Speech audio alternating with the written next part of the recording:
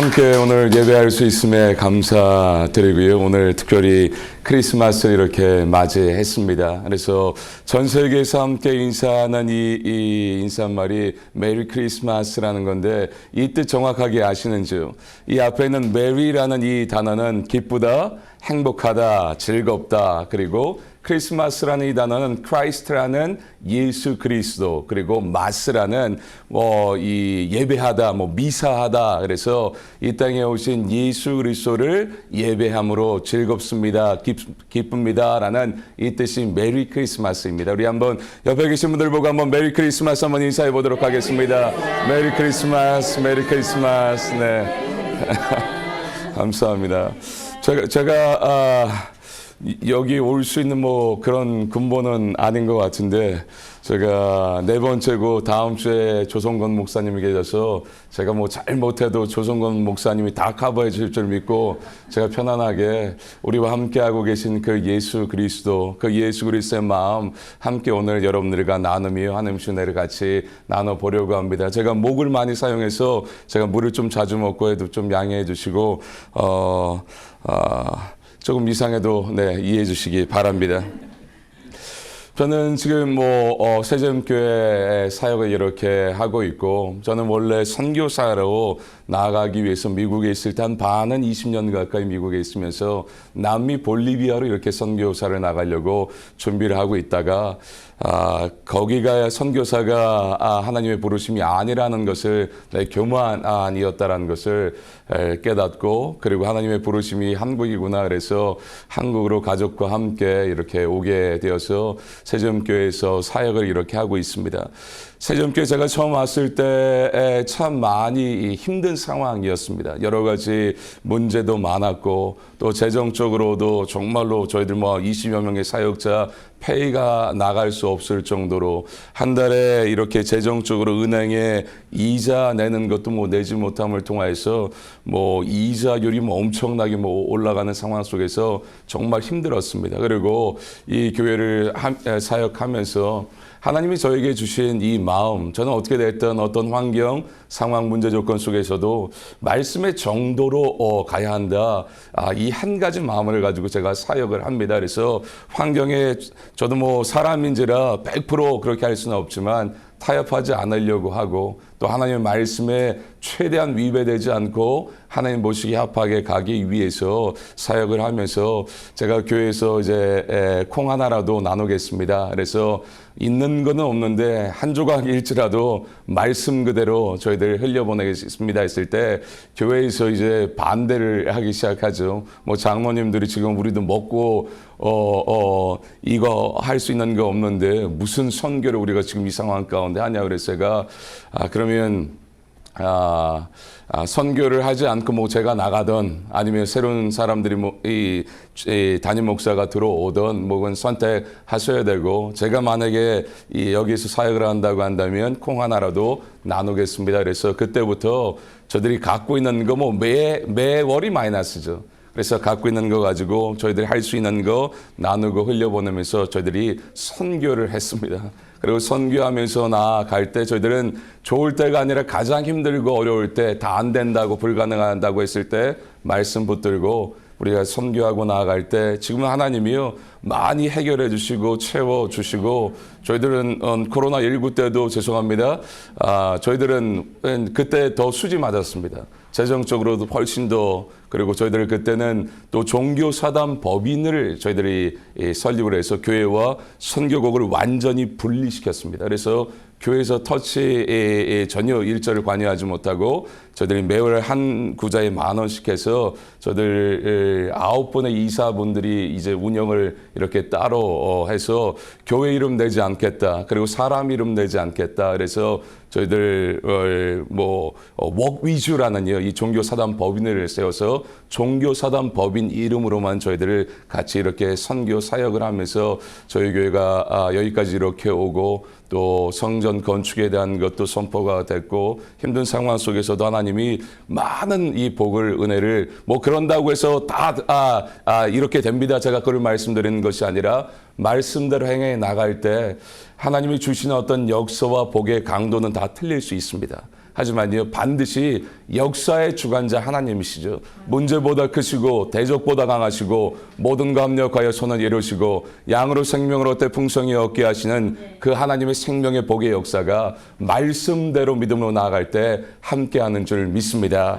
저는 오늘 이 선교에 대해서 뭘 이렇게 얘기할까 그러다가 두 부분으로 제가 나눠서 준비했습니다. 하나는요, 조금 죄송합니다. 그래서 선교는 그래도 이론적인 부분을 조금 아셔야 합니다. 그래서 저는 이론적으로 이쪽으로 가는 사역자가 아니고 저는 현장에서 몸으로 뛰는 사역자거든요. 그래서 이론 조금 부분, 그다음에 삶에 적용해서 우리가 어떻게 살아가야 하는가 두 부분으로 같이 오늘 여러분들과 은혜 나눠 보려고 합니다. 선교 그러면요, 선교학의 범위가 참 많이 있습니다. 그래서 선교에서 제일 출발점은요, 지상 명령과 대위임령을 정확하게 구분해서 여러분들이 아셔야 합니다. 지상 명령은요, 마태복음 22장 37절로 40절까지 우리가 잘 알고 있는 말씀이죠. 우리 같이 한번 읽어보도록 하겠습니다. 시작. 예수께서 이르시되 내 마음을 다하고 목숨을 다하고 뜻을 다하여 주 너의 하나님을 사랑하라 하셨으니 이것이 크고 첫째 되는 계명이요 둘째도 그와 같으니 내 이웃을 내 자신과 같이 사랑하라 하셨으니 이 두 계명이 온 율법과 선지자의 강령이니라. 아멘. 이 말씀이 지상 명령이고요. 대위임령은요, 마태복음 28장 마지막 구절이죠. 18절부터 20절 한번 읽도록 하겠습니다. 시작. 예수께서 나와 말씀하여 이르시되 하늘과 땅의 모든 권세를 내게 주었으니 그러므로 너희는 가서 모든 민족을 제자로 삼아 아버지와 아들과 성령의 이름으로 세를 베풀고 내가 너희에게 분부한 모든 것을 가르쳐 지키게 하라. 볼지어다 세상 너희와 항상 함께 있으리라 신이라. 아멘. 지상 명령의 이 말씀은요, 마음과 뜻과 목숨을 다하여 주 너의 하나님을 사랑하는 것, 그리고 내 이웃을 내 몸과 같이 사랑하는 게 이게 지상 명령이고, 대위임령은 한마디로 얘기하면 선교하라라는 것입니다. 그럼 지상 명령과 대위임령 이 두 가지 중에 무엇이 더 중요할까요? 지상 명령이 대위임령보다 더 중요합니다. 앞선 겁니다. 그래서 우리가 교회를 이렇게 얘기할 때 죄송합니다. 말장난처럼 보여지지만요. 저희들 신학적으로 우리가 말씀 복음 안에서 보게 될 때 우리의 삶의 목적이 선교입니다. 아니면 교회의 목적이 선교입니다 하면요.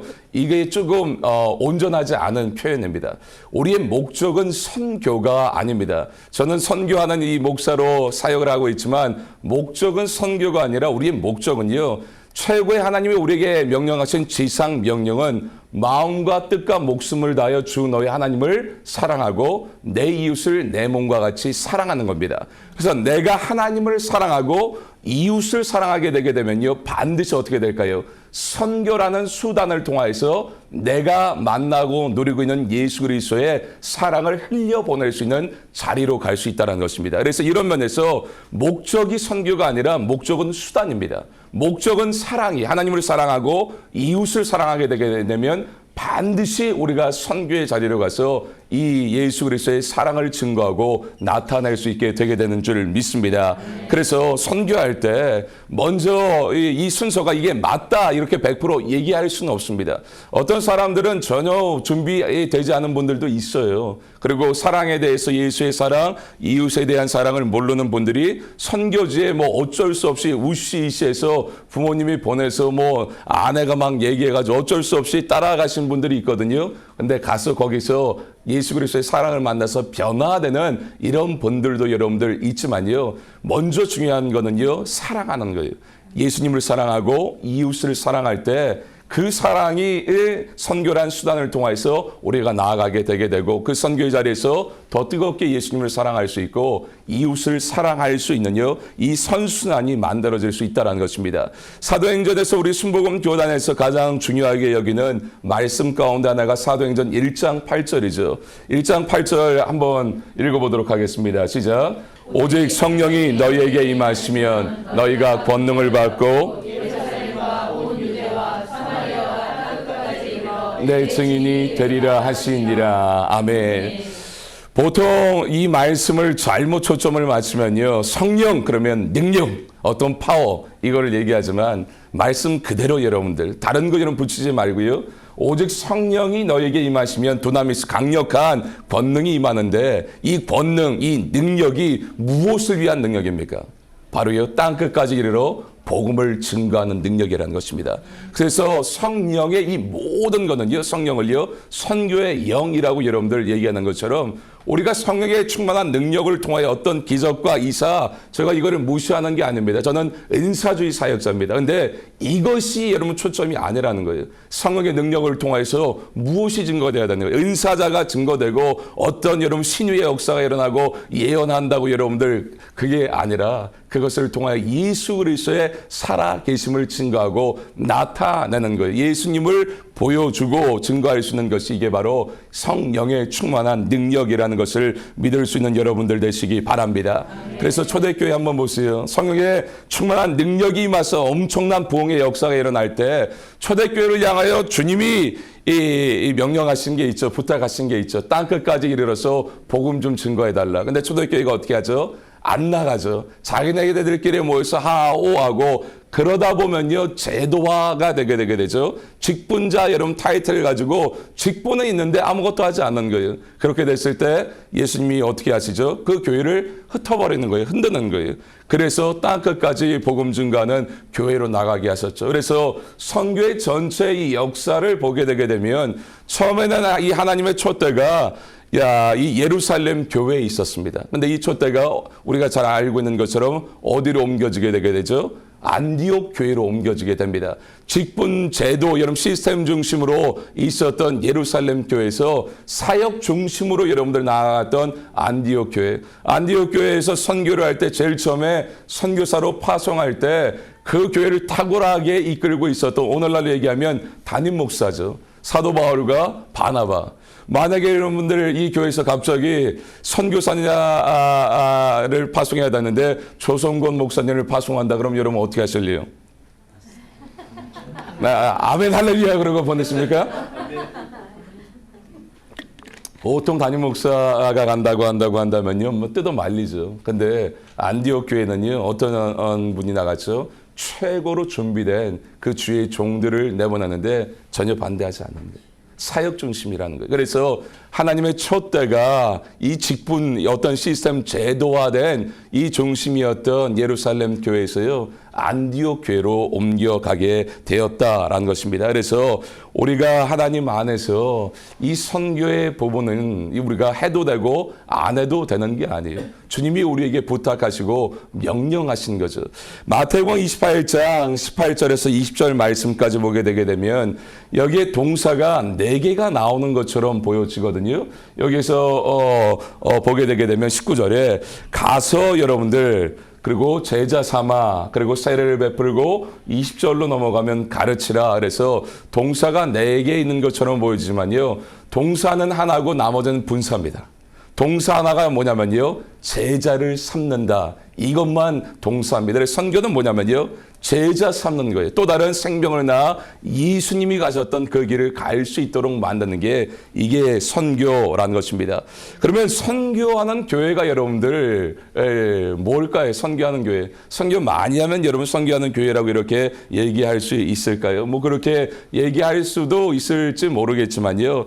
진짜 교회 안에서 복음의 본질이 올바로 선포되게 되게 되면요. 저는 코로나19 때 비본질적인 것을 교회에서 잘라내는 작업을 참 많이 했습니다. 본질에 집중하기 위해서. 그래서 진짜 교회됨의 본질의 이 메시지가 선포되고 본질이 메인스트림으로 딱 중간에 자리 잡게 되게 되면 이 교회는 선교하지 말라고 해도요 선교하게 됩니다. 저는 이게 선교적 교회가 아닌가 생각을 하게 되게 됩니다. 우리가 선교의 교회에 대해서 알기 위해서는요 이 기독교 안에서 이 교회 역사들을 조금 우리가 볼 필요가 있습니다. 이 흐름이요. 보통 대부분 한 20년 주기로 무브먼트라고 하죠. 어떤 운동들이 나오는데 이 운동들은 죄송합니다. 시작이요. 다 미국입니다. 백인들로부터 시작된 이 운동들이 그대로 한국으로 들어와서 한국은 한 발짝 이제 그 다음에 하는 거죠. 이게 20년 주기로 이런 운동들이 나타나게 되게 되는데 최근 40년 안에 이렇게 보게 되면 첫 번째 한국에 나타났던 이 운동이 교회 성장학 들어보셨어요? 교회 성장학. 그래서 철치 그로스라는요. 제가 물을 안 마시면 목이 완전히 갈라져서 죄송합니다. 교회 성장학이라는 게 이게 한국에서 만들어진 게 아니라 미국에서 만들어서 여기에서 부흥의 역사가 만들어서 한국이 그대로 받아가지고 들어왔죠. 그래서 한국에서 이 교회 성장학 철치 그로스라고 해서 저도 이 교회 왔을 때 원로 목사님 서재 책에 교회 성장학에 대한 책이 참 많이 있는 것을 제가 봤습니다. 그래서 이 당시에 이 교회 성장학 이것을 가지고 좋은 프로그램이죠. 또 좋은 시스템들이요. 스텝들. 그리고 매력적인 어떤 어트랙션이라고 하죠. 매력적인 것을 이런 것을 만들어서 사람들을 끌어모아서 실질적으로 부흥했습니다. 근데 부흥하고 이게 여러분 어떻게 되는가 정체되고요. 그리고 죄송합니다. 고인물이 썩는다고요. 변질과 타락의 역사가 만들어서 그 다음에 또 다른 차원의 새로운 길이 필요했거든요. 그 다음에 나타난 이 무브먼트가 뭐냐면요. 철체스라는요. 교회의 건강한 교회 여러분들 이 무브먼트가 여러분들 일어나게 되었습니다. 그래서 철저히 헬스라는 이 부분에서는요. 제자화하는 거예요. 리더십에 대한 거예요. 그리고 또 소그룹에 대한 거 이런 것을 통해서 교회가 그 다음 차원의 도약을 만들기 위해서 이 무브먼트가 있었고 그리고 난 이후에 21세기에 포스트 모더니즘 시대에 들어와서 교회가 참 힘들게 되었습니다. 각자 소견에 옳은 대로 행하는 이런 게 참 많아졌고요. 또 코로나19 팬데믹을 지나고 난 이후에 교회 성도들이 안 오는 거예요. 이제는 뭐 집에서 방송으로 이렇게 예배드리고 하고 하니까 교회까지 갈 필요가 있느냐. 그리고 저에게도 참 안타까운 게 그래도 코로나19 전에는요. 뭔 일이 있어도 일단은 주일날은 교회 와서 예배드리고 어딜 가도 이렇게 하는데 지금은 뭐 뻑하면요. 일이 바빠가지고 영상으로 목사님 예배하겠습니다. 그럼 제가 예수의 피로 제가 이렇게 얘기하고 싶은데 얘기는 하지 못하고요. 잘 다녀오시라고. 팬데믹 이후에는요. 그냥 자기의 상황, 형편, 처지 조건에 따라서 영상으로 쉽게 이렇게 예배 드리면서 코로나19 때 한국에도 그러고요. 미국에도요. 교회가 엄청나게 문을 닫았습니다. 헌금도 여러분들 제대로 하지 않죠. 그래서 이 번역본은 여러분들 없는데 Autopsy of Deceased Church라는요. 토마스 에스 레이너라는 분의 책이 있는데 이 책에 죽어가는 교회에 나타나는 이 특징들에 대해서 조금 기술해 놓은 게 있거든요. 몇 가지만 제가 한번 읽어드리면요.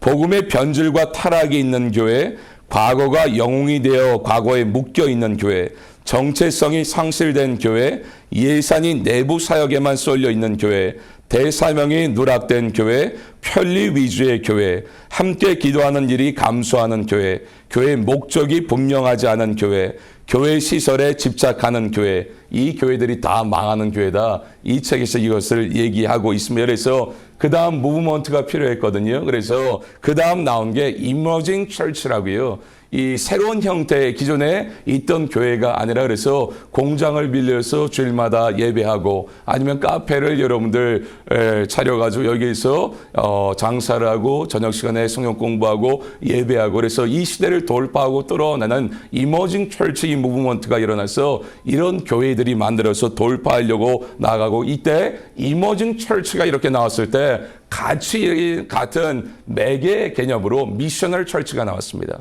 그래서 선교적인 이 교회죠. 선교를 통해 지금의 모든 상황을 돌파하고 뚫어냄을 통하여 새로운 차원의 도약의 이 역사를 만들겠다라는 게 지금 이제 시대에 우리가 살고 있는 이머징 철치와 인비셔널 철치 이 무브먼 운동으로 지금 우리가 가고 있습니다. 그래서 저희 교회도요. 저희들 이 선교 사역하는 것에 저희들은 이 트리니티 무브먼트라고 얘기하거든요. Go send help 가든지 보내든지 돕든지 그래서 보내신 하나님, 그리고 가신 예수님, 그리고 도우신 성령님을 해서 저희 교회는 무조건 셋 중에 하나 반드시 해야 합니다. 당신이 직접 가시든지 아니면 누구를 돕고 원해서 보내든지 아니면 돕든지 이렇게 해서 이 사역들을 저희들이 감당하면서 나아가서 저희들 캐치프레이즈 중에 하나가 라이프 스타일 미셔너리입니다. 그래서 우리의 삶이 이 일상의 선교사의 삶으로 살아가야 한다. 그래서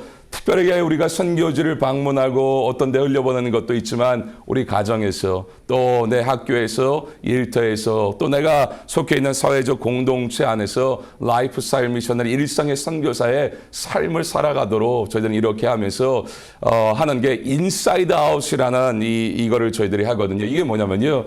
하나님이 우리들에게 주신 부분들이 있어요. 그래서 이 주신 부분들을 교회 안에서 극대화시키는 작업을 합니다. 훈련해서 더 전문적으로 이거를 만들어내고요. 그리고 주신 것을 인사이드 아웃, 그래서 밖으로 흘려보내는 거. 그래서 저희 교회 안에서 갖고 있는 것을 훈련하고 준비해서 극대화시켜서 선교지의 사역을 감당할 수 있도록 이렇게 합니다. 많은 분들이 미국에 이게 실수 아닌 실수거든요. 메가 철치라고 하죠. 제가 1년에 적어도 한 차례, 뭐 두 차례씩 이렇게 미국에 들어가는 것 같습니다. 갈 때마다 제가 설교하는 일정이 끝나고 나면 그 지역의 큰 교회들을 제가 항상 이렇게 봐요. 큰 교회 메가 철치라고 하는 이 교회 가면요.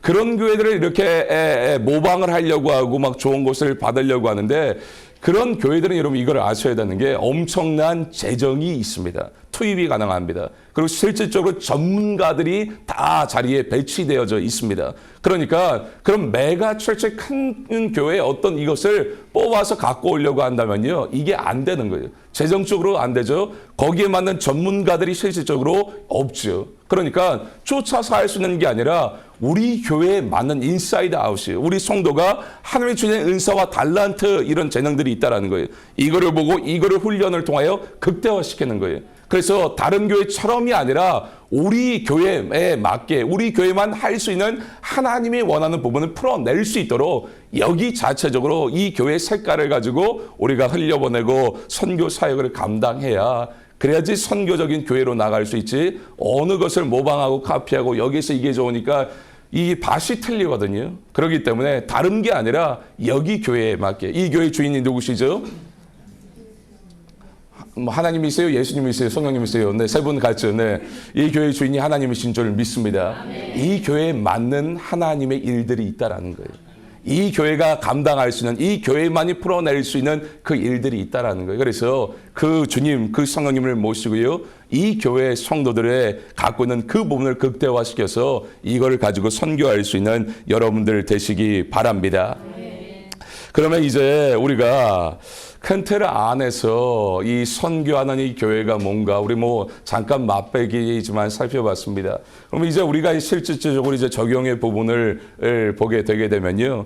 우리가 이제 선교적인 삶, 말로 나는 뭐 목사입니다, 뭐 전도사입니다, 장로입니다, 뭐 안수집사고 권사입니다. 말로 하는 시대가 아니거든요. 실제로 많이 들어보셨겠지만 삶으로 보여줘야 합니다. 내 안에 계신 분이 내 인생의 주인이 예수 그리스도라는 거죠. 이것을 보여줘야 되거든요. 그러면 어떻게 이 삶을 우리가 자연스럽게 살아갈 수 있는가? 오늘 이 말씀의 이 제목을 까르페 디엠이라고 제가 이렇게 잡았는데 까르페 디엠이라는 이 단어 들어보셨는지요? 뭐 한 번 정도 들어보셨을 가능성이 여러분들 있는데 카르페 디엠이라는 이 단어는요. 지금 한국 축구 선수 중에 주가고 이렇게 높은 손흥민 선수 말고 한 사람 더 있죠. 독일의 이 축구 선수죠. 김민재 선수예요. 김민재 이 선수 앞에 이 가슴에 이 뭐라 그러죠? 타투가 있습니다. 근데 한번 보여주실래요? 그 다음 사진이요. 네, 이게 카르페 디엠입니다. 이게 있고요. 저는 이 카르페 디엠이라는 이 단어를 참 좋아하거든요. 그래서 제가 이렇게 쓰고 있는 이 뭐죠? 아이팟이라고 그러네요. 귀에 이렇게 에어팟이요. 하는데 어떤 분이 저에게 케이스를 선물해 주겠다 그러면서 케이스에다가 문구를 집어넣을 수 있다고 원하는 문구를 달라고 해서 제가 뭐라고 했냐면요. 카르페 디엠 사진이 있거든요. 이게 제 거 에어팟에 있는 초록색의 제가 좀 네, 저만 보기 좋죠. 세련돼 보이죠? 네, 제 거예요. 네. 그래서 노란색 글씨로 카르페 디엠 이렇게 해가지고 제가 갖고 이렇게 다녔는데 이 카르페 디엠이라는 이 라틴어인데 이 단어가 어디서 나왔는가? 로마 시대 여러분들 로마 말기 이 정도 됐을 때 시인 중에요. 퀸투스 호라티우스 플라쿠스라는 분이 있거든요. 이렇게 로마 시대이기 때문에 사진이 없고 그림으로 이런 분이 있는데 이분의 시의 마지막 부분에 카르페 디엠이라는 이 단어를 사용했고 이게 유명해진 게 언제 유명해졌냐면요. 죽은 시인의 사회 옛날 영화인데 아세요? 거기에서 이 선생님이 카르페 디엠 이 단어를 많이 사용해서 그래서 이 영화로 말미암아 이 단어가 더 훨씬 더 이렇게 유명해졌는데 호라티우스의 시의 마지막 부분이요. 이거는 그냥 있나요? 네. 카르페 디엠 구암 미니멈 크레둘라 포스텔로 이 부분인데 이 뜻이 한국말로 하면요. 현재 지금이란 시간을 잡아라. 가급적 내일이란 말은 최소한만 믿어라. 그래서 카르페 디엠이라는 단어의 이 뜻이 뭐냐면요. 지금 시간에 현실에 충실해라. 지금 시간을 즐기라는 게 카르페 디엠입니다. 하나님이 우리 가운데 허락한 이거 사용 안 해도 되죠? 네. 이거 하니까 제가 여기에만 이렇게 있어야 될 거 같아요. 제가 막 움직이는 사람인데 여기에 잡혀가지고 하니까 움직일 수도 없고, 네. 그냥 편안하게 있으나 상관없죠? 네. 네. 알겠습니다. 여기에만 있어야 될 것 같아요. 사건 잡혀가지고, 네. 예수님이 보여야 되는데 이 마이크가 보여가지고 제가. 하나님이 우리 가운데 허락한 이 시간은요. 과거 그리고 현재 미래 가운데 지금이라는 시간입니다. 신학 아래서 철학이 여러분들 나왔죠. 그래서 모든 교육의 마지막 여러분 첫 번째 출발점은요. 신학입니다. 그래서 철학에서도 시간대를 얘기할 때 과거, 현재, 미래 중에 가장 중요한 시간을요. 지금이라는 현재를 이야기합니다. 이게 복음적이고 성경적입니다. 왜 현재가 중요한가? 과거에 어떤 일이 일어났을 때 그 과거에 일어난 시간도 과거의 지금이라는 시간 가운데 어떤 사건이 일어났고 미래에 어떤 일이 벌어진다라고 했을 때 그 미래의 시간대도요. 미래의 지금 현재라는 시간 가운데 어떤 일이 벌어진다라는 것입니다. 그래서 철학에서 얘기하는 게 이게 신학이에요. 지금이라는 시간을 여러분들 중요하게 여기고 하나님이 저와 여러분들에게 허락한 시간은요. 과거, 미래 아니라 죄송합니다. 현재입니다. 현재. 그래서 우리가 집중해야 될 건 지금이라는 이 시간을 살아내는 거예요.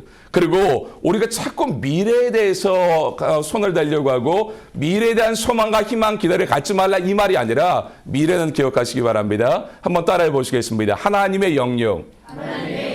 하나님의 영역이에요. 그래서 내가 이 하나님의 영역인 미래에 보면 자꾸 내가 손대고 생각하려고 하면요. 어떤 증상이 나오는지 아세요? 답답함이 나오는 거예요. 미래에 대한 이 부분을 내가 정확하게 알 수 없기 때문에 저 중요한 거는 이거는 신의 하나님의 영역이에요. 우리의 영역이 아니라 우리의 영역은 지금이라는 시간. 지금이라는 시간을 내가 하나님 안에서 믿음으로 말씀으로 살아낼 수 있다고 한다면 이 인생은요. 미래 하나님의 이 역사의 시간과 연결되고 만날 수 있게 된다는 것입니다. 그런데 문제는 이겁니다. 지금이라는 이 시간이 애매모호하다라는 거예요. 이게.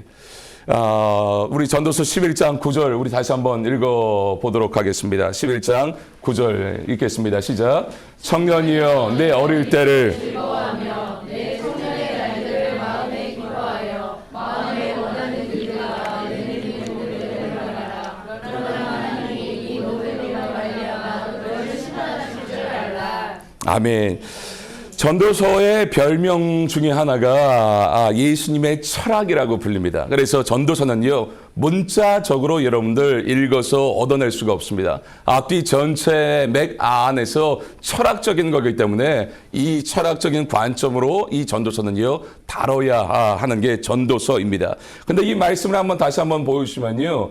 한번 보세요. 청년이요 내 어릴 때를 즐거워하며 내 청년의 날들을 마음에 기뻐하여 마음에 원하는 길들과 내 눈에 보이는 대로 행하라. 여기만 이제 잘라서 여러분 보게 되게 되면 정말 좋습니다. 네가 원하는 대로 보여주는 대로 마음껏 다 해. 다 원하는 거 마음대로 너 다 해도 돼. 여기까지만 끝나면 되는데 그 다음에 뭐라고 얘기하시는가 한번 우리 파란색 글자 한번 읽어보겠습니다. 시작. 그러나 하나님이 이 모든 일로 말미암아 제가 이 말씀을 처음 접하고 주님 장난하십니까? 마음대로 원하는 대로 보인 대로 다 하라며. 근데 네가 한 이 모든 일로 말미암아 심판받을 줄 알아라. 하라는 거예요? 하지 말라는 거예요? 몰라요. 여러분 여기서는 행하라 하는데요. 이거 완전히 찬물을 깨는 마음대로 원하는 대로 느끼는 대로 감정대로 다 하고 싶으면 다 해. 근데 네가 한 대로 그대로 심판받을 거야 라고요 말씀합니다. 이게 무엇을 얘기하는가? 우리의 이 땅의 인생을 이야기한다라는 것입니다. 이게 바로 애매모호한 인생이에요. 그래서 우리의 여러분 이 신앙도 한번 보세요. 한번 믿으시면 아멘 해보세요. 기도하면 하나님이 반드시 역사하신다라고 믿으시면 아멘 해보시겠습니다. 이 하나님은 실수가 없는 분이라고 믿으시면 아멘 해보시겠습니다. 이 하나님은 불가능을 가능으로 만드신 하나님이라는 거 믿으시면 아멘 해보시겠습니다. 이 하나님이 기도하면 역사하시고 우리와 함께 하시고 지키시고 동행하시고 보호하시고 우리 기도를 통해 역사하시는 분이라는 확실한 믿음을 우리가 다 갖고 있습니다. 근데 또 하나 생각해야 돼요. 이 하나님이 언제 어떠한 모양으로 어떻게 응답하시고 역사하실지 알아요? 몰라요? 몰라요. 그러니까 우리의 신앙생활이 이걸 정확하게 아셔야 돼요. 분명히 기도하고 우리가 말씀에 순종하여 살아갈 때 하나님이 반드시 역사하시고 축복하신다는 확실한 믿음이 있는데 이 하나님이 언제 어떻게 어떤 방식으로 하실지 아무도 모르네. 그러니까 우리의 인생이 어떤 인생일까요? 믿음과 불확실성 사이에서 애매모호하게 사는 게 우리의 신앙이라는 거예요. 이 땅의 인생이라는 거예요. 예수님을 향한 여러분들 사랑도 주님 사랑합니다. 이게 종이 한 장 차이거든요. 사랑과 여러분들 이 종이 한 장이 좀 이쪽으로 넘어가잖아요. 사랑한다라고 얘기하면서 주님을 이용해서 어떤 것을 내가 얻어내려고 하느냐 이런 신앙으로 여러분 갈 수 있는 거예요. 애매모호한 거예요 여러분들. 아니면 믿음도 여러분 죄송합니다. 객기라 그러면 이거 신뢰가 되나요? 네. 모르 제가 국어 잘 못합니다. 영어도 잘 못하고 국어도 잘 못하고 믿음이요 주여 믿습니다. 이것도요 종이 한 장 차이로 까딱 넘어가잖아요. 그러면요 죄송합니다 객기가 될 수 있어요. 나는 아무것도 아닌데 그냥 무조건 뭐 전수계를 뒤집어 엎습니다. 믿음이 아니라 객기로 갈 수 있다라는. 그러니까 우리의 신앙이 무엇을 얘기하는가? 애매모호한 길을 가는 게 우리의 이 땅의 인생이다라는 것입니다. 그래서 이 애매모호한 인생에서 우리가 승리하는 길은 뭐냐면요. 첫 번째는요. 우리의 신앙생활 이 땅의 인생의 길이요. 애매모호하다라는 것을 인정하는 것으로부터 출발해야 돼요. 이게 여러분들 인정이 되지 않잖아요. 그러면요. 항상 답답한 거예요. 왜 나는 안 보이냐라는 거예요. 왜 나는 기도하고 이렇게 주를 위해 헌신하겠다고 하는데 왜 캄캄하냐라는 거예요. 그게 맞아요. 여러분 정말로 모든 매사가 확실한 길을 걸어가고 싶으면요. 죄송합니다. 2단으로 가시면 확실합니다. 2단은 모든 게 확실합니다. 시간까지 정해집니다. 구원 받으려면 몇백 시간. 그래서 모든 게 확실해요. 근데 이런 기독교는 정확하게 여러분 볼 줄 알아야 합니다. 예수 그리스도를 통하여 구원을 얻는 거 이거는 정확합니다.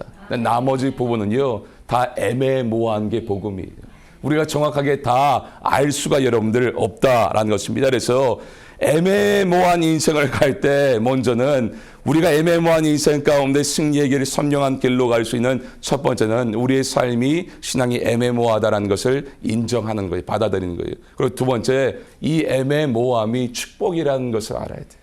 왜 여러분 축복이 될까요? 애매모호하고 모르니까 어떻게 될까요? 하나님 앞에 엎드릴 수 있는 거예요.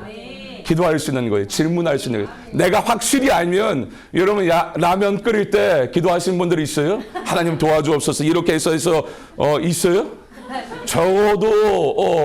저는 기도 절대 안 합니다.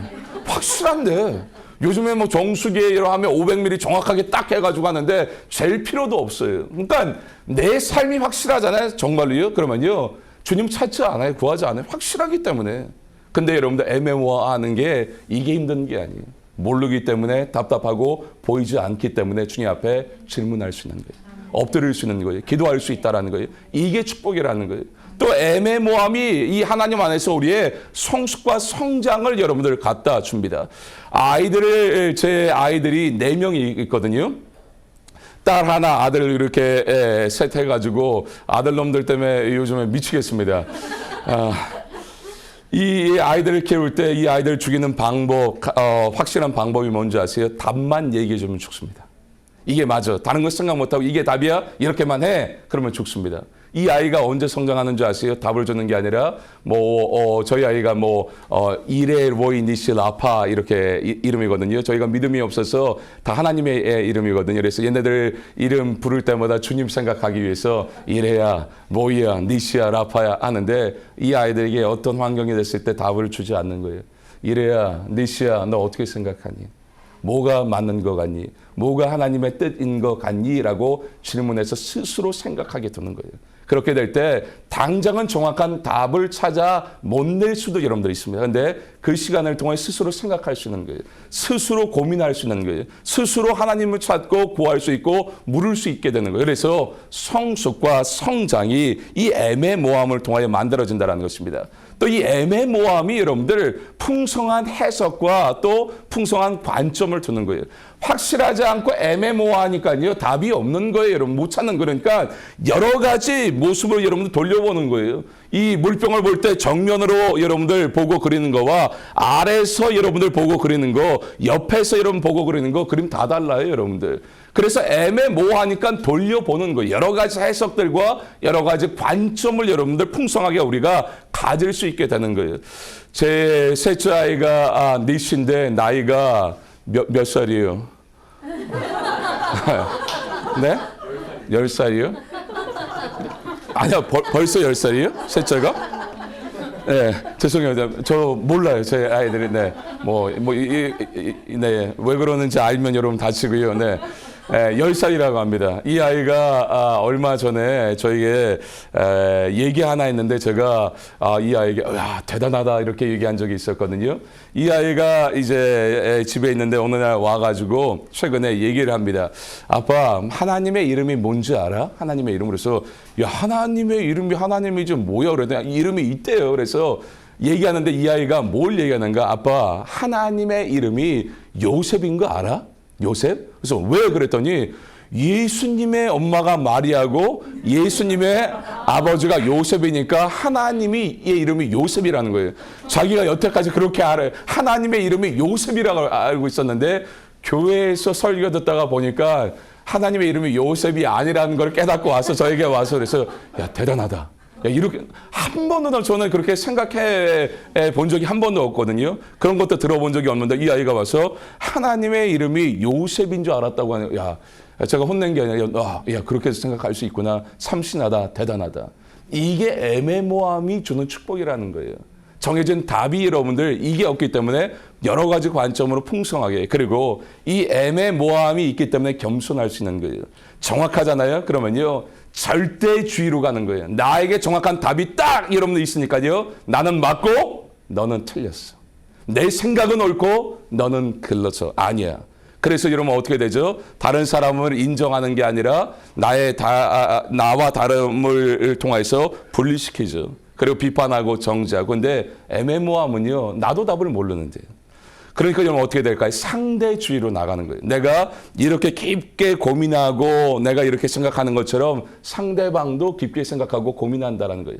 내가 얘기하는 게 이게 옳고 맞고 이게 답이 아니라 이 사람의 생각도 옳고 맞을 수 있다는 거예요. 그래서 이 애매함을 통해서 함께가 여러분 만들어지는 거예요. 겸손, 이게 여러분들 만들어질 수 있다라는 것입니다. 그래서 이런 애매모함이 여러분과는 이걸 정확하게 정립하시고 넘어가야 합니다.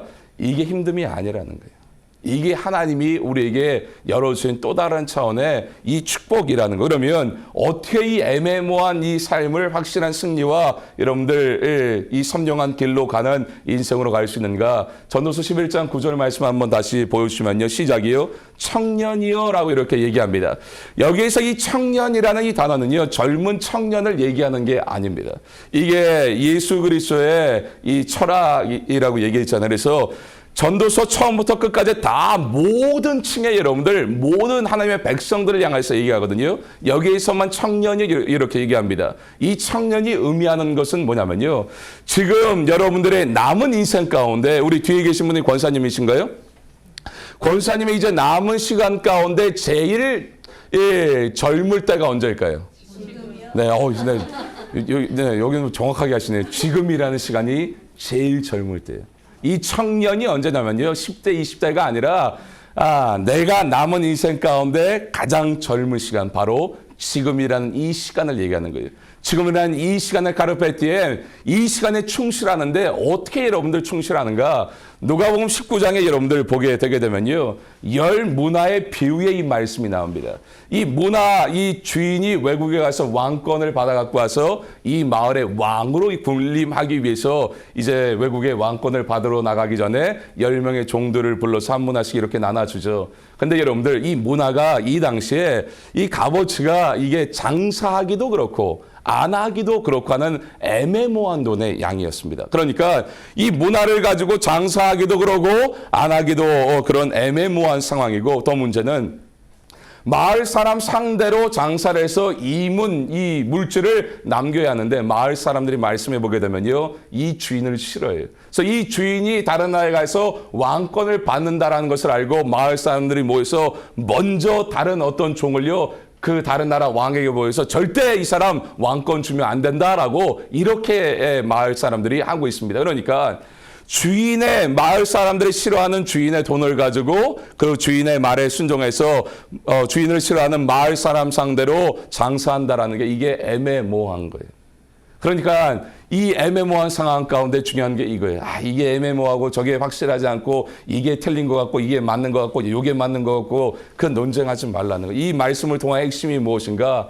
10명의 종 중에 여러분들 9명의 종들이요, 이 종들이 여기서 장사를 통해서 이문을 남깁니다. 어떤 종들일까요? 딱 한 가지요. 그 주인의 말에 순종했던 종이요. 이게 중요한 거예요. 그러니까 우리 이 애매모호한 인생 가운데 복잡하게 생각하지 말라는 거예요, 여러분들. 이게 맞냐 틀리냐, 이게 더 온전한가, 그거 하지 말라는 거예요. 하나님이 지금 오늘 나에게 말씀하신 그 말씀에 내 생각에 맞던 틀리든 나에게 유익이 있든 없든 내 계획에 맞던 틀리든 하나님의 말씀이라고 한다고 한다면 순종하라는 거예요. 아멘. 순종하면 그 인생은 어떻게 됐든 열매를 맺게 된다는 거예요. 아멘. 한 사람만 이 이문을 남기지 못했죠. 이거 가지고 애매모호해가지고 주인의 말에 듣고 순종하는 게 아니라 세상 사람들의 말을 듣고 네 주인 나쁜 사람이야, 그 돈 날리면 너 큰일 나, 그래서 땅바닥에 묻어둔 그 한 사람만 이윤을 남기지 못했다라는 것입니다. 그래서 애매모호한 이 인생 가운데 우리가 확실한 승리의 길을 걸어갈 수 있는 방법은 여러분들 머리를 쓰는 게 아니에요. 하나님 오늘 나에게 말씀하셨습니까? 그 말씀이 나와 맞던 틀리던 내 계획과 맞던 틀리던 상관없다라는 거예요. 여기에 토달지 말라는 거예요. 여기에 다른 계획, 다른 생각 집어넣지 말라는 거예요. 하나님의 말씀이기 때문에 1.1에 변하지 않은 하나님의 말씀이기 때문에 우리는 카르페디엠 지금이라는 시간 가운데 순종하는 거예요. 순종하는 거예요. 그때 점점 여러분 어떻게 될까요? 선명한 길로, 점점 넓은 길로, 점점 승리의 길로 주님이 인도하실 줄 믿습니다. 그래서 우리가 때로는 하나님의 말씀에 순종하고 나갈 때 이 부딪히는 이런 부분들이 나오게 될 때가 있거든요. 말씀도 부딪히는 이런 말씀들이 있어요. 그래서 부모님을 공경해야 된다. 여러분들 잠언에서는 얘기하죠. 부모님 공경하지 않으면 뒤에 이 용암 등불이 너의 이 등에 흘러내리게 하신다. 그리고 신약에 와서는 부모와 처자와 집 전토 이거 버려야지 영생을 얻고 한다. 그러면 부모 버리라는 소리예요? 아니면 섬기라는 소리예요? 뭐예요? 네, 애매모호하죠. 그냥 모르면 애매모호합니다. 그러면 됩니다. 오늘은요. 그 가운데 중요한 게 이 애매모호한 상황이 딱 될 때 한 가지 기준이에요. 최고의 여러분들 하나님의 말씀에 최고 상위법이 여러분들 뭐죠? 모든 선지자 이 율법이다라고 한 게 바로 사랑입니다. 그래서 어떤 것을 선택하고 어떤 것을 여러분들이 결정할 때 이게 정말 하나님 나라를 사랑하는 일이냐, 교회를 사랑하고 성도를 사랑하고 하나님의 백성을 사랑하느냐, 여기에 기준 삼아서 순종하며 나아가게 되면요 반드시 선명의 길을 걸어갈 수 있게 되는 줄 믿습니다. 근데 그 기준이 사랑이 아니에요. 나의 뜻, 내 입맛에 맞냐 틀리냐, 내 계획에 맞냐 틀리냐, 내 자존심에 부합되느냐 아느냐, 그러면 망가지는 거예요. 그래서 애매모호한 인생 가운데 우리가 확실한 승리의 길을 걸어가는 것은요, 카르페디엠 지금이라는 이 시간 가운데 하나님의 말씀이 임합니까? 그러면요 묻지도 따지지도 마시고요, 하나님 안에서 순종하며 나아가게 되면요, 반드시입니다. 여러분들의 생각, 상상을 뛰어넘는 수천 수억 가지로 역사하신 하나님의 역사가 우리 삶 가운데 나타나게 되게 될 줄 믿습니다. 한 가지 더 말씀드리려고 합니다. 애매모호한 인생을 걸어갈 때 우리가 확실한 이 승리의 길을 걸어가기 위한 또 한 가지 방법은요, 한번 따라해 보겠습니다. 좋은 편을 선택해야 합니다. 좋은 편을 선택해야 합니다. 다시 한번요. 좋은 편을 선택해야 합니다. 좋은 편을 선택해야 합니다.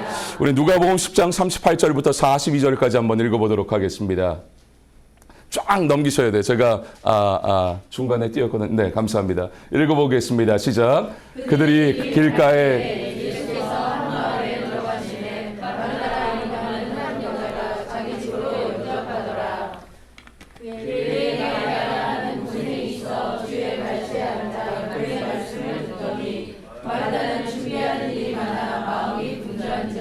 예수께 나아가 이르되 주여 내 동생이 나 혼자 외곽에 두는 것을 생각하지 아니하시나이까. 그를 명하사 나를 도와주라 하소서. 주께서 대답하여 이르시되 마르다야 마르다야 내가 만일로 염려하고 고민하나 몇 가지만 하든지 혹은 한 가지만이라도 족하니라. 마리아는 이 좋은 편을 택하였으니 빼앗기지 아니하리라 하시니라. 아멘. 우리가 잘 알고 있는 마리아와 마르다의 이야기죠.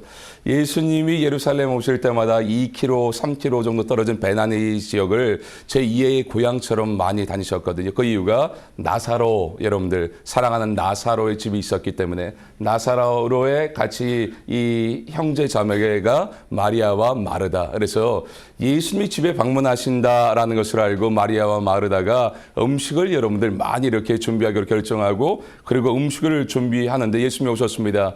근데 이 마리아가 갑자기 안 보여요. 그래서 지금 바빠 죽겠는데 예수님이 움직이실 때마다 12 제자들과 또 함께하는 사람들이 있지 않습니까? 그러니까 음식 준비 여러분들 하셔보셨으면 알겠지만 뭐 분주할 수밖에 없어. 그리고 이제 딱 오셨을 때 빨리 해서 대접을 해야 되는데 마리아가 안 보이네. 마리아다가 죽어라 이래서 정말 빨리빨리 해야 되는데 마리아가 안 보여가지고 봤는데 이 마리아라는 한국에서는 놈이라고 그러면 괜찮은데 년이라고 그러면 되게 그죠? 네, 이놈 저놈 그러면 괜찮아요. 근데 2년 그러면요 욕했다 그래요. 년이나 놈이나 똑같은 거 아니에요? 네, 아니에요? 달라요? 네, 죄송합니다. 네, 죄송합니다. 네. 마르다 입장에서 여러분 어떨까요? 죽어라 하는데 손길이 필요한데 함께 해야 할 마리아가 보이지 않는데 찾아왔더니 예수님 발 아래서 앉아가지고 예수님의 말씀을 2년이 듣고 있네. 그러니까 여러분 어떨까요? 승진이 날까요? 안 날까요? 지금 도와줘요. 그래서 도와달라고 사인을 주고 하고 하는데 이 마리아가 뭐 보는 척도 안 하고 그냥 계속 있는 거 승질이 납니다. 40절에 예수님 앞에 고발합니다. 예수님 좀 보세요. 지금 예수님 대접하기 위해서 이렇게 분주한데 마리아 이 아이가 주님 앞에 엎드려서 말씀 듣고 아무것도 안 합니다. 명하에서 나를 도와주라고 해달라고. 그러면 우리가 기대하는 예수님이 어떤 예수님이지? 야, 너 정말 얌체 같다. 너 못됐다. 너 내가 나중에 해줄 테니까 가가지고 언니 이 마르다 도와줘라. 이걸 기대했는데 예수님이 41절에 뭐라고 얘기하죠? 내가 많은 일로 염려하고 근심한다. 오히려 책망 아닌 책망을 받죠. 그리고 42절에 보면 몇 가지만 하더라도 한 가지만 하는 것이 좋으니 좋은 편을 선택했다라고 마리아는 이것을 이야기합니다. 그러면 좋은 편을 선택했다라는 게 여러분들 뭘 얘기할까요? 마리아처럼요 예수님 발 앞에 앉아서 말씀을 듣는 것은 좋은 편이고 예수님을 섬기기 위해서 부엌에서 열심히 음식 만드는 것은 이거는 나쁜 편에 속한 것일까요? 이것을 얘기하는 게 아니죠. 교회에서 만약에 예수님이 이것을 의도해서 말씀하신다고 한다면 여자분들 부엌 주방에 들어가시겠습니까? 나도 이거 나쁜 일인데 여러분들 말씀 듣는 거 여러분 예배 참석하고 성경 공부하고 기도하는 거 하지 누가 주방에 들어가고 누가 여러분 교통 정리하고 누가 화장실 청소 이거 나쁜 일인데 누가 여러분 하겠습니까? 이것을 여러분들 예수님이 의도해서 얘기하는 것이 아니라 요한복음 12장으로 넘어가게 되게 되면요. 또 마리아의 이 엄청난 예수님을 향한 이 헌신이 나오죠. 예수님 앞에 귀한 향유 옥합을 갖고 와서 깨고 머리털로 여러분들 향유를 발라서 예수님의 발을요 씻어주는 엄청난 일을 합니다. 이때 이 언니 마르다가 뭐 했는가? 요한복음 12장 2절 말씀해 보게 되면 이때도 뭐 하고 있죠? 마르다는 일을 하고, 이때도 마르다는요 주방에서 예수님을 섬기기 위해서 일을 했습니다. 그러면 이 마리아는요, 예수님이 야 많은 거 하지 말고 한 가지만 해, 좋은 편을 선택해, 이게 만약에 예수님 앞에 엎드려서 예수님을 위하여 나아가는 어떤 일이든 말씀을 듣는 일이라고 한다고 한다면 마르다는요, 요번에는요 예수님 앞에 있어야 합니다. 그러면 여러분들 마르다는요 순종할 줄 모르는 여인일까요? 마르다는 책망을 받음에도 불구하고 똥꼬집이 싸가지고 나는 그래도 부엌에서 일할 거야, 그러고 여러분 가는 여인일까요? 아니다라는 것입니다. 요번에 마르다의 이 모습을 보게 되면요 이전과 다른 모습이 보이죠. 이전에는 마르다의 눈에 마리아가 보이는 거예요. 마리아를 보니까 뒤집혀요, 안 뒤집히셔요? 뒤집히죠. 승질이 나죠. 근데 이번에는요 마리아가 안 보여요, 마르다 눈에. 그리고 예수님이 보이고요, 그리고 기쁨으로 감사함으로 주방 일을 감당하며 나아가더라라는 것입니다. 그래서 좋은 편이 여러분들 무엇을 얘기하는가? 설교하고 여러분 말씀 듣고 뭐 성경 공부하고 기도하고 이걸 얘기하는 게 아니에요. 바로 무엇을 얘기하는가? 주님을 바라보는 거예요. 주님을 바라보는 그 시선을 향하여 좋은 것이다 라고요 예수님이 말씀하고 있다는 것입니다. 그래서 믿음의 주여 온전케 하신 이 예수 그리스도를 바라보라 라고 얘기하죠. 내 눈에 모든 환경 속에서 예수님이 보여지면요 사는 역사가 일어나게 되는 줄 믿습니다. 왜 힘들어할까요? 왜 죽는다고 낙심하고 절망할까요? 내 눈에 적어도 예수님이 보여주지 않기 때문에. 구약 성경에서 광야에서 불뱀 물려 죽어가는 이 사람들이요 정말로 잘못했죠. 근데 이 사람들의 과거가 어떻게 됐든 상관없다라는 거예요. 예수 그리스도를 상징하는요 이 장대에 달린 노뱀을 보는 자마다 사는 역사가 일어났습니다. 다른 게 아니에요. 예수 그리스도를 보면 사는 역사가 일어나게 되는 줄 믿습니다. 주님이 이것을 이야기하고 있다는 것입니다. 마르다가 책망받는 이유가 여러분들 무엇일까요? 바로 이거라는 거예요. 처음에는 예수님을 바라보고 기대하고 소망하는 마음으로 열심히 음식을 준비했는데 중간에 마르다와 예수님 사이에 누가 껴서 들어오는 거예요? 마리아. 예수님이 보여야 되는데 마리아가 보이니까 이제 불평, 불만, 원망이 터져 나오는 거예요. 그래서 주님이 너 이거 주방이라는 거 이거 좋은 일이 아니다 책망한 것이 아니라 네 시선이 잘못됐다는 거예요. 처음에는 나를 바라보고 기쁨을 했는데 주님이 보여주지 않고 마르다가 보여주니까 처음에는 마저의 기쁨과 감사함을 했던 내 그 일이 불평, 불만의 일로 바뀌되어라라는 것입니다. 이거를 책망하는 거예요. 여러분들 눈에 오늘 성탄절을 맞이하여서 예배하는 이 시간에 여러분들 눈에 누가 보이십니까? 애매모호합니다. 네네. 예수 그리스도를 볼 수 있는 복에 여러분들 되시기 바랍니다. 그래서 정말이에요. 간단합니다. 예수 그리스도 모든 것 대신 예수 그리스도를 보는 인생이 되면요 반드시 어떤 환경, 상황, 문제, 조건 속에서도요 승리할 수 있게 되게 되는 줄 믿습니다. 그래서 주님을 바라보는 이 가장 중요한 방법 중에 하나가 기도예요. 기도할 때 여러분 어떻게 되는가? 하늘에 영원성이 들어오게 됩니다. 이 땅의 모든 문제는 여러분 기억하셔야 됩니다. 이 땅의 것으로 해결 못해요. 이 땅의 것은. 그래서 한번 보세요. 어항에 저희 집에 예입니다. 저희 집에 어항에 물고기 12마리가 있습니다. 물고기 12마리가 같이 수십 년을 이렇게 살고 있는데 물고기가 제일 잘 지나가는 중간에 돌 하나가 큰 돌이 주먹만한 게 딱 있어서 지나갈 때마다 부딪히고 힘든 거예요. 그래서 저희 집 물고기 12마리가 회의를 했습니다. 그래서 우리 아침에 5시에 일어나서 새벽 예배 드리고 그리고 새벽 예배 끝나면 5시 30분부터 해서 우리 주여 한번 외치고 우리 같이 입으로 주둥이로 이 돌을 밀어내자 그래서 지금 10년째 밀고 있습니다. 이 돌이 움직여졌을까요? 안 움직여졌을까요? 네, 0.0001mm도 움직여지지 않았습니다. 어느 날 제가 이 12마리의 물고기가 아침마다 새벽 예배드리고 주둥이로 미는 이 모습을 보고 안타까워서 제가 손을 딱 집어넣었어요. 물고기는 이 손이 위에서는 들어오는데 어디에서 오는지 모르죠. 그리고 넣고 1초도 안 돼서 이 돌을 집어가지고 끝으로 옮겨버렸습니다.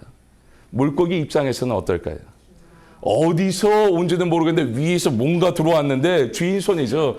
한순간에 수십 년을 밀었는데 안 움직였던 게 한 1초도 안 돼서 저 끝으로 가는 거예요. 이 말은 뭔지 아세요? 우리의 여러분 사는 이 3차원 세계의 문제는요. 이 땅의 것으로 우리가 해결할 수 있는 게 아니라는 거예요. 더 높은 차원의 것이 들어와야 돼요. 이게 하나님의 영원성이에요. 이 땅의 죄의 문제 해결할 수 있는 방법, 우리에게 0.0001%의 이 가능성만 있다고 한다면 오늘이요, 성탄의 주인이신 예수님이 이 땅에 오실 필요 없어요. 그 가능성 키워가지고 여러분 만들어가면 돼요. 근데 우리에게는 전혀 가능성이 없는 거예요. 죄의 문제 해결하는 방법이 뭘까? 이 땅에 없어요. 위에 더 높은 차원 예수 그리스도가 들어올 때. 그래서 우리 인생의 해결 방법은 여러분 열심히 뛰고 달리고 돈으로 아니면 힘 있는 사람이 여러분들 도와줘서 해결되는 게 아니에요. 더 높은 차원이 여러분들 들어오는. 그래서 영원성이 내 삶 가운데 들어오는 인생이 되게 만드는 거. 이게 바로 기도라는. 그래서 반드시 기억하세요. 우리는 항상 뭘 생각하냐면, 목사님 눈에 보이는 어떤 이 길 막혔습니다, 이거 안 되는 것 같습니다, 불가능합니다 라고 우리가 두려워하거든요.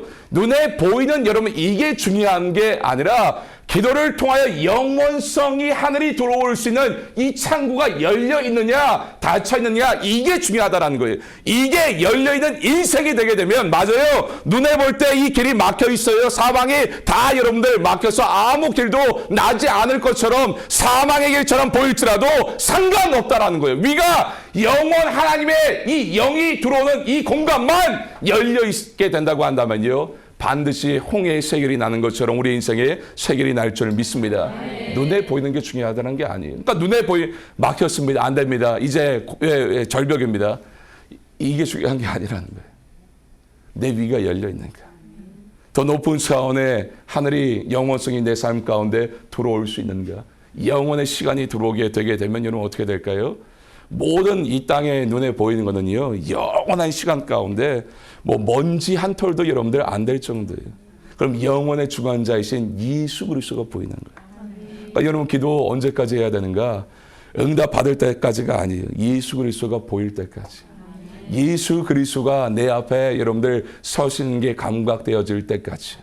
그래서 여러분 애매모호한 이 인생을 우리가 살아갈 때 꼭 두 가지를, 이게 라이프 스타일 미셔너리라는 거예요. 애매모호할 때 같이 이런 이게 우리가 좌우로 왔다 갔다 하는 것이 아니라, 지금이라는 카르페디엠, 지금이라는 시간 가운데 주님 말씀하십니까? 그러면요, 여태가 토달지 말라는 거예요.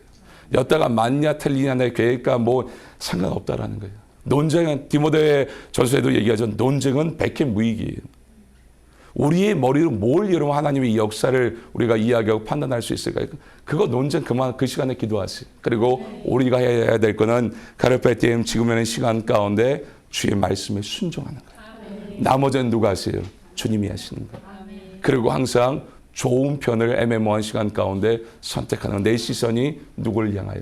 이게 나중에 여러분들 이게 축복이에요. 축복과 연결되는 거예요. 축복이에요. 오늘은 뭐 축복하고 상관이 없으니까 하면 또 1시간 해야 돼. 그래서 여러분 눈에 마리아가 보여지는 게 아니라 예수님이 보여질 수 있도록, 여러분들의 시선이 예수님께 고정됨을 통해 하늘의 영원성이 들어올 수 있도록, 더 높은 차원의 성령의 능력이 여러분 가운데 들어올 수 있는 복의 여러분들 되시기 바랍니다. 그때 여러분 꼭 기억하세요. 어떤 환경이든 우리가 걸어가야 할 십자가의 길은 좁고 험합니다. 그래서 많은 사람들이 가지 않습니다. 끝까지 갈 수 있는 길은요, 저는 이거를 호흡법이라고 얘기하거든요. 호흡이요. 어디를 호흡하느냐에 따라서 인생이 달라져요. 이 땅 죄와 저주와 질병과 사망의 이 땅을 호흡하는 인생은요, 다 죽습니다. 성령은 여러분들 르하의 창세기에 얘기하죠. 수면 위를 운행하시는 영입니다. 그래서 성령의 충만한 능력이 무엇인가? 이 땅에 깔아놓는 게 아니에요. 이 땅 위를 걷게 돼서, 내가 비록 여러분들 몸은 이 땅을 밟고 있지만 우리의 여러분들 이 호흡은요, 하나님 나라의 의와 일학과 화평으로 호흡하는 거예요. 그래서 제가 자주 얘기하거든요. 모든 수업에도 얘기하는 거. 살다 보면 여러분 뚜껑 열릴 때 있어요, 없어요? 뭐 건드려 봐라. 그러면 사자처럼 물고 내가 끝장내겠다. 회사 갈 때 사직서 놓고 넣었다 뺐다. 내가 오늘 이거 빼냐 하고 해서 괴롭히는 그 인간 위에 있잖아요. 그 인간 생각하면 미치고 그냥 사자처럼 돌변할 것 같아요. 근데 오늘 끝나고 7시에 내가 사랑하는 그 남자, 그 여자를 만날 계획이 있어요. 그러면 7시 일 끝나고 그 사람을 만날 생각을 하면 갑자기 얼굴에 꽃이 펴요, 안 펴요?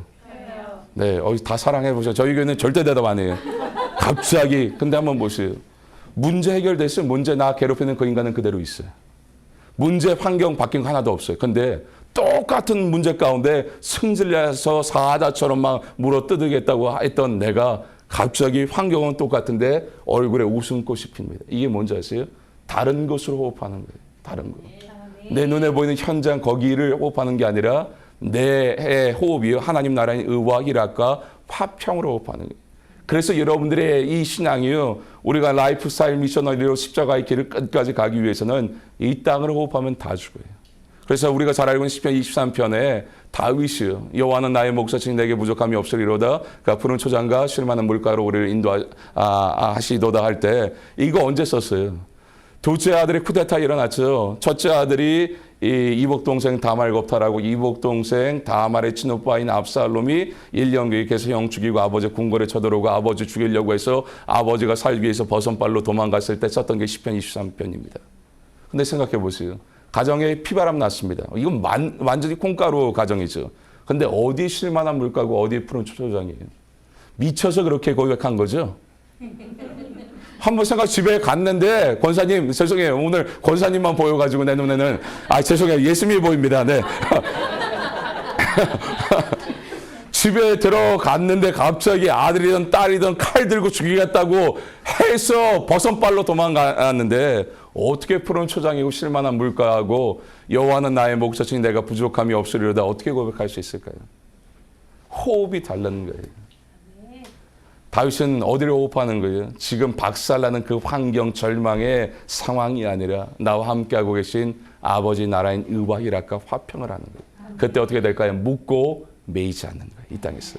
어떤 환경에도 어떤 순간에도 낙심하지 않고 좌절하지 않을. 아니 낙심하고 좌절할 수 있어요. 순간은요. 근데 금방 다시 일어설 수 있다라는 거예요. 그래서 우리의 인생 마무리하겠습니다. 애매모호한 이 길을 갑니다. 근데 우리 선교해야 돼요.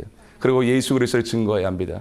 그러기 위해 꼭 두 가지 여러분들 기억하셔야 합니다. 지금이라는 시간 가운데 나에게 주신 그 말씀에 순종하는 거예요. 그리고 좋은 편 예수 그리스도께 시선을 두고 살아갈 때 반드시 저와 여러분들이 선교하려고 해서 하는 게 아니라 우리의 삶이 선교가 될 겁니다. 우리의 교회가 선교하는 교회로 열매 맺는 교회로 하나님 앞에 영광 올려드릴 수 있게 되게 될 줄 믿습니다. 우리 함께 이 시간에 기도 우리 함께 하겠습니다. 오늘 이 말씀을 상고하시면서 정말로 여러분들 믿음과 불확실성 사이에서 껴서 살아가는 애매모호한 길을 걸어가고 있습니다. 이때 우리가 반드시 승리하는 길은 하나님 말씀에 순종하는 거예요. 하나님 말씀이 들렸습니까? 여기에 다른 것 달지 말라는 거예요. 그리고 애매모호한 그 상황 가운데 최고 상위의 말씀 하나님의 사랑이에요. 이게 하나님 나라를 사랑하는 선택인가? 교회를 사랑하는 선택인가? 성도를 사랑하는 선택인가? 이 기준으로 여러분들 순종하며 나아가는 거예요. 그리고 여러분들의 삶 가운데 좋은 편을 선택하는 것.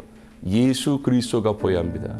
여러분들 눈에 마리아란 문제가 보여지는 게 아니라 기도를 통해 예수 그리스도가 보여질 때 거기 하나님의 역사가 일어납니다. 그래서 애매모호한 앞길이 이름 보이지 않는 이 길을 걸어갈 때 정말로 선명한 승리의 길을 걸어갈 수 있는 우리들 될 수 있도록 또 우리 좋은 교회 될 수 있도록 우리 주여 한번 부르시고 성령을 구하며 통성으로 기도하겠습니다.